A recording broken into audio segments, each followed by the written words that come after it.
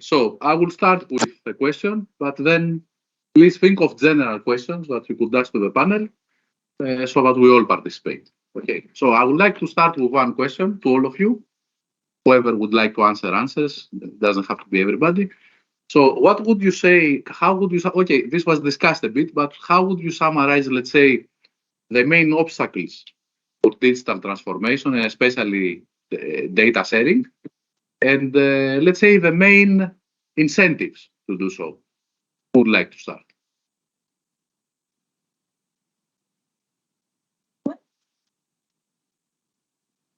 Nobody? Yeah, I can start. One thing is that we have seen is that, of course, sharing data can also be just as simple as formats. That you have one type of group, for example, we try to do modeling for geothermal, but they have different grid formats that is not compatible with the tools that we're making grid simulations on. And just having to develop a new tool to translate between those type of grids that are used is already a challenge. So it can be stupid small things like that. That's one thing. Another we have mentioned as well, like data protection. People are maybe a bit protective about their data. If you try to collaborate and say, oh, you download that free data set, yeah, you can go and do the same instead of just giving, right? Because it's kind of, you already did the job, took you a lot of effort. Why should you just give that away free? That's one other, but there are many, many more.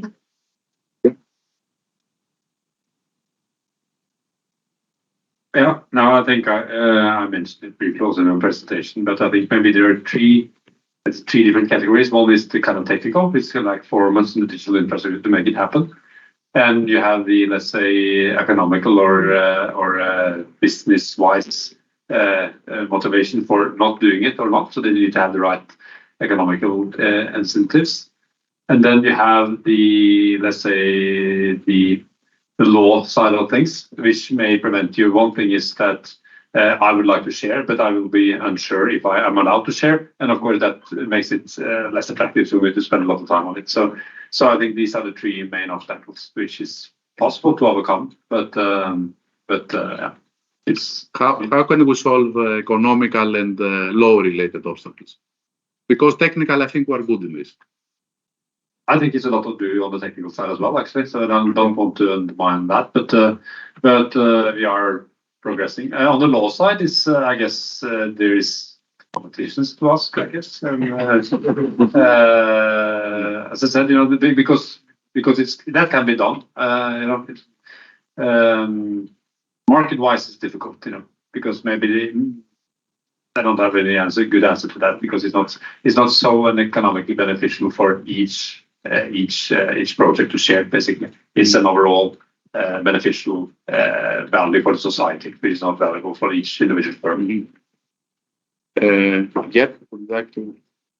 Maybe to add those three obstacles, I think one, no, I would call it an obstacle, but is the people, also the people in the room. So there's also, if you look about digital transformation, the digital part, what I call the technical part, transformation is also in the people, in the culture, how to deal with it. So you have to learn new ways working with your data, but also don't be reluctant to share your data. So of course, data has value to you, but it's also value to others. And if you, what I always say, 1-on-1 is then not 2 or 3. So don't be afraid to share that. I think that's also in the perspective of people, of the researcher. Yeah. Marcos, you would like to ask something? Yeah, no, it's related to this forthcoming Norwegian policy by which you're going to force everyone to share their site investigation, which is good, but might likely lead to some people getting out of business. And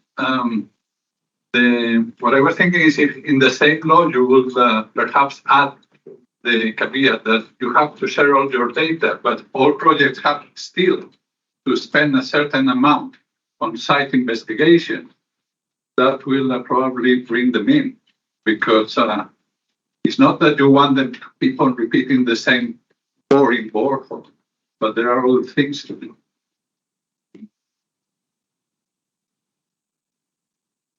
Could type it out to that. Yeah, I guess so. And of course, and there is I don't think there's an expectation from the society to reduce risk as well. So what we were saying, okay, there's a risk, there is a certain area that's acceptable. That is not acceptable in the future. That means that you need to. I don't expect that you will actually drill more in the future. But if that comes to an end, we cannot keep drilling to keep people busy. It needs to be a reason for it, I guess. Yeah, maybe to come back to the original question. Yeah, I think one also big problem with obstacle to overcome to get further is knowledge transfer. Like sharing data is all good and well, and we all should definitely do it. But one obstacle when you start with small projects and need to scale up, it's very hard to get more and more people up to scratch with the actual knowledge that's being developed within the tiny innovation teams. So that's a challenge we see when crossing the valley of death. In order to get to bigger software projects, other types of people, more people need to be involved. It needs to be more robust. I think that's also one of the challenges we see in the field. How many people here are from industry or critical infrastructure? Do you raise your hands?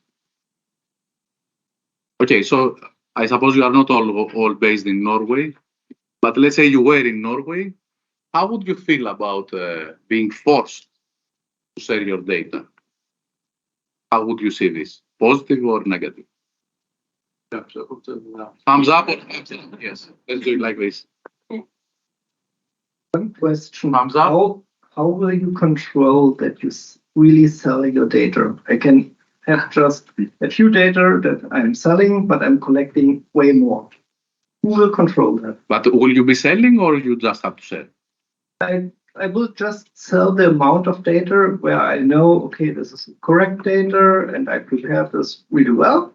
And all the other data, I hide the data. Who will control this? I mean, you use the word which is interesting, selling. Would this be the solution? Somehow selling, let's say? Selling How or can publishing? Yeah. At least for boreholes and so on, at least in Germany, you have to announce a borehole and you have to get a permission for the borehole. So that means the organization or the municipality already knows that there will be boreholes, that there will be data to be produced. They of course don't know how many laboratory tests you do perform there. And so this is still secret. So you can still maybe restrict it there. They don't know how many times you measure, what you measure. So what parameters are you collecting? So you can cheat on every step of your processing pipeline. I think in Germany there's actually a law saying you have to share all the environmental investigation data. So it's pretty much we only have very little bit of quick lay, but still you have to share this to the authorities at least. Yeah, but that does not necessarily mean that the data is being opened, accessed, but at least it's going to the authorities of the states. Since you have a microphone, do you see a benefit in, okay, I'm extending a bit from the panel. Do you see a benefit in sharing the data so that everybody can use it? Would you see a benefit? Or you would like to be paid somehow? Of course, I do see the benefit. Just in our case, we could employ several groups with a boring unit and just doing investigations all the time, considering the loads of kilometers of tracks and structures. So, and if we wouldn't have to do that, I mean, of course, there's always something you still have to do. But if there would be data in general more available, it would save us so much energy, which otherwise has just been done double or triple or whatever. Of course, so far, it's the benefit maybe of a single office or company that owns the data. Yeah, of course, their benefit. But I do see the benefit. Yeah, sure. I can So add something later. this is quite positive, actually. Let's hear what. No, I think it's also just important that the real benefit of this is basically those that are owning the overall risk, that are building the infrastructure, etc. So of course there is a lot of power in that position, which I think is important that the road authorities and the railway authorities use, which is basically requiring that data should be delivered on that format, there should be an open format, it should be digital delivery and all that, and that's that it is important that because that becomes a requirement, the whole industry need to adapt, and then it's not just making it available by terms of delivering in a PDF in an old PDF, we know that there are other data sharing means something else today. That needs to be required by the authorities. Yes, Ingrid wants to say something. It's just an example from the offshore industry. They have been forced to share the data since the early beginning. And I think that somehow works very well because in the database, so they share all seismic surveys because they're extremely expensive. And also boreholes, they need, after 2 years, they need to release the data. But what is happening is that the interpretations, they are only freed after 20 years. And I think that's also a little bit a clue, because if I saw a huge database of a lot of CPT data, I still need to contact an engineer to make sense of it, to make sure that I can interpret it and say, okay, this is that critical soil, this is this. So you still need that information, and this is how you benefit both the companies and kind of this openness requirement that you still need technical people to understand the data, and you don't give away your understanding, you just give away the raw data. I think that's a beautiful model that has worked very well for Norway, at least. Okay. So this is kind of positive. It seems we all agree that the sharing is good. No, you don't agree?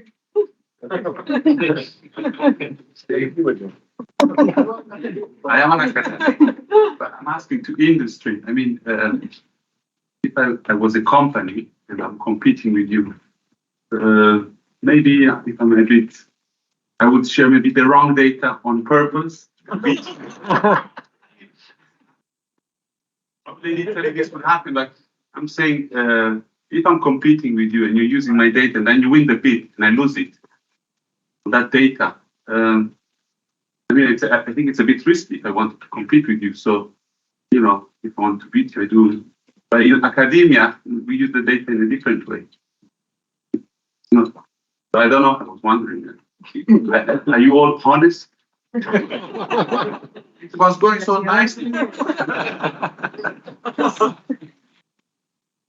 Who would like to answer to this? Yeah, I think that's a good question or a very good remark, because that's often the case that people don't want to share, especially commercial parties don't want to share data because of this benefit they have, the competitive advantage. What you could consider is to do it in what we call a competitive way. So before you have this bid, maybe in your research phase, because if you're a company with some certain kind of size, you probably do some research. In that phase, share also your data. So not based on the final product or your final asset, but in that phase, in what we call pre-competitive phase. In the Netherlands, we have an initiative called DigiShape. All kind of researchers are in this collaboration, let's call it that way, but also commercial partners, like the dredging companies Van Oort and Borealis, and they do share their data, but pre-competitive. As soon as they want to use data, which is our benefit for winning a bid, they don't share it. Before that, they share it also with Borealis and Van Oort, their competitors, and they build the product maybe are more or less similar, but once the bid is there, the doors closed. So maybe take one step before the commercial step is taken. Ingrid is saying for people in here, sharing it both ways. Is it a matter of somehow bringing the various stakeholders together? Is this an issue, or this is okay? You can continue. If you want. Oh, sorry, can you repeat the question again? Because I mean- maybe someone. It seems, besides the question regarding cheating, right? It seems we kind of agree that's a good thing. Yeah. So, is it an additional obstacle that we should bring somehow the various stakeholders together? Yeah, I think you should bring the stakeholders together. So my example of this shape, all the stakeholders, mainly regarding the North Sea, are together in this collaboration, and it really helps. Also, the understanding was your point of view of being a commercial party to not share data, because otherwise other people will understand why you wouldn't share data, but they also can help you in, maybe at this point of view, you can share it. And this is the way we trust each other with the data. So I think bringing stakeholders together from different angles or point of view, it's a good thing. I think also the problem owners, especially in the North Sea, I think Chris can confirm that it's a lot of parties are active in the Dead Sea, whether it's offshore wind, but it's ecology, it's fishery, it's also military activity. This all should be able to share the data, because North Sea is not that big, but everyone wants to have a piece of it. And Are decision makers conscious of the attractiveness of sharing data, etc., or they don't know yet? Just an interesting remark on that one. I know in the Dutch sector, they have quite large governmental side investigation upfront to the offshore wind auctions. And even also some of the figure that I showed, that you have this ground modeling. That is also kind of a governmental paid job. So it's a kind of common basis for all the companies that want to bid on developing the offshore wind sites. And I think that is a beautiful example of how you are actually taking down the risk by using data and doing proper ground investigation early on in the project, which should be of great interest for land-based infrastructure development as well. It's not done there in the same way, because of course it takes down the risk enormously to do that early on. So that is that's at least the economical benefit for the problem owners to share data. Okay. Other reactions, questions? Yes, one there. Thank you for the interesting discussions. One thing, I'm very interested about the questions and questions that exist in Europe at this moment. We have not the same rules in all the states. And who is the owner of the data? I think we don't know who is the owner, and it depends of the country where the tests, the geotechnical investigations are made, and is the clients when who paid geotechnical determination for website? Is it the company who does the boreholes and acquired the data? And one other question is, when you are a company, you are an old company with young people, but you have experience, you have a lot of data, you have handmade, you have brain, you do something. If you share data, you can share with your states, you can share with Europe, with maybe Gaia X or something affected, or you can share with GAFA and all people who can cut your data and maybe work on your place. So at this time, there are a lot of discussions about that for our real life or maybe driving automatic cars and also for geotechnical and maybe geological surveys, but also for minerals to know where all things are. So it's not so easy to decide to share. But okay, we are not in we say in France, bisounours life. Okay, you know this expression? It's not all is not funny. It's not funny. So something can capture data and use it and capture business and capture activities. So military, well known that. Okay, it's not a problem in geotechnical, but sometimes we hear about economical war. Okay, and sometimes it's not so easy to be funny. So we need to protect some things, and we hear every time in Europe, in different countries, there's discussions. We had to protect our data. Okay, and also in geotechnical investigation for everything. So, and in order to decide, so academic, it's good to have data to make study anonymous data. It's okay. Are we able to make everything anonymous? So that's real questions. And for stakeholders, it's not so easy to decide, as maybe for a researcher, we need to have data to make a study. And when you have data, we are able to make not real data. Okay, one borehole, you can fabricate very easily with numerical things on other data that you can sell 1 time, 2 times, and some companies do that. Many questions. I think we cannot answer all the questions. Is there any one reaction? It's just a comment. Before, yeah. So if there is any reaction before we go for coffee break, one reaction maybe. I'll try to give one reaction. So the one thing I picked out, who is owner of the data? And indeed, that's a problem, especially, well, not being old firm like that, but we also have data from the past, from all kind of physical modeling and experiments, to really like to reuse or to build up for new developments. And in some cases, we don't know who the owner is. In some cases, we do know, and often it's the people who pay us for doing this experiment. So we're not allowed to reuse this data in an illegal sense way. So what we try to do is, okay, let's try to use this data, go to our legal department and say, well, contractual, you're not allowed to do so.